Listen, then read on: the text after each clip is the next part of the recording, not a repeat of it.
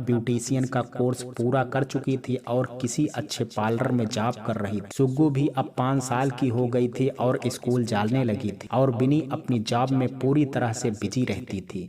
तभी एक दिन संगीता का पति अपनी गलती पर माफी मांगता हुआ आया और भविष्य में दोबारा ऐसी गलती नहीं करेगा ऐसा प्रण भी किया। बिनी ने संगीता से पूछा कि क्या वो वापस जाना चाहती है, पर संगीता ने कहा कि पहले उसका पति कुछ काम करे तभी वो सोचेगी। बिनी ने उसके पति को अपना ड्राइवर बना लिया और सर्वेंट रूम में वो दोनों रहने लगे। इस दौरान धीरू की कोई भी गलती बिनी को नहीं दिखी। वो सुधर रहा था, इसलिए नहीं कि अचानक कोई चमत्कार हुआ, बल्कि इसलिए क्योंकि उसे पता था कि संगीता अब वो पुरानी दबी कुचली संगीता नहीं रही, बल्कि अब वो पूरे तरीके से एक सुदृढ़ नारी बन चुकी है जो ना गलत करेगी और ना गलत सहेगी। बिनी भी अब खुश थी संगीता के लिए। मिलन और बिनी ने तलाक नहीं लिया था, पर एक साथ भी नहीं थे दोनों। एक दिन मिलन और बिनी की कॉमन फ्रेंड आशी ने बिनी को फोन करके बताया कि मिलन बहुत बीमार है और हॉस्पिटलाइज है। तो बिनी से रहा नहीं गया और आशी से पता लेकर के वह मिलन से मिलने चली गई। मिलन को देखकर उसे एहसास हुआ कि उसकी तबीयत कुछ ज्यादा ही खराब है। डॉक्टर ने बताया कि उसके लीवर में इन्फेक्शन हो गया है, बहुत देखभाल की जरूरत है। पता नहीं क्यों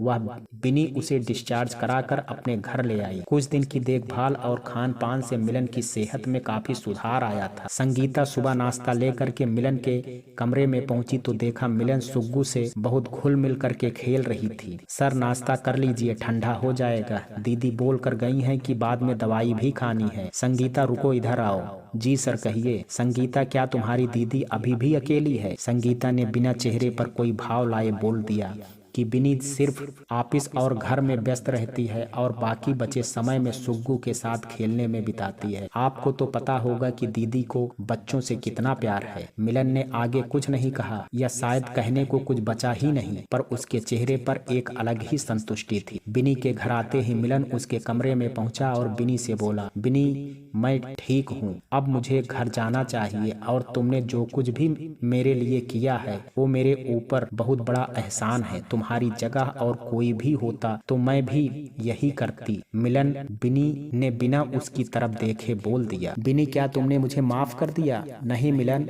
वो मैं नहीं कर सकती, क्योंकि तुमने मुझे इतनी गहराई में जा कर के चोट पहुंचाई है कि वो भरती ही नहीं। क्या करूं? खैर छोड़ो, तुम बताओ अभी भी उसी के साथ रहते हो या कोई और? बिनी ने जानबूझ करके अपनी बात अधूरी छोड़ दी। नहीं, लिली मुझे यूज कर रही थी, उसको सिर्फ मुझसे सिर्फ पैसा चाहिए था। वो कर्जे में डूबी हुई थी, मैंने उसका कर्ज चुकाया, उसके बाद उसका प्रमोशन